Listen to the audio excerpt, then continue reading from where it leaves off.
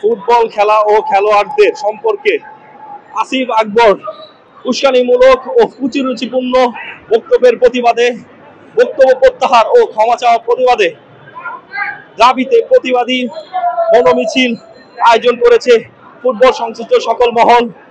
আপনারা দেখতে পাচ্ছেন বৃহস্পতিবার পর্যন্ত যে সময় দেওয়া হয়েছে এই সময়ের মধ্যে যদি উনি উইথড্র না করেন তাহলে আমরা কঠিন থেকে কঠিন পদক্ষেপ আমরা দিব বলে আশা করি। ফুটবল খেলা ও খেলোয়াড়দের সম্পর্কে আসিফ আকবরের উস্কানিমূলক মন্তব্যের বিরুদ্ধে প্রতিবাদী মৌন মিছিল ফুটবল সংশ্লিষ্ট সকল মহল।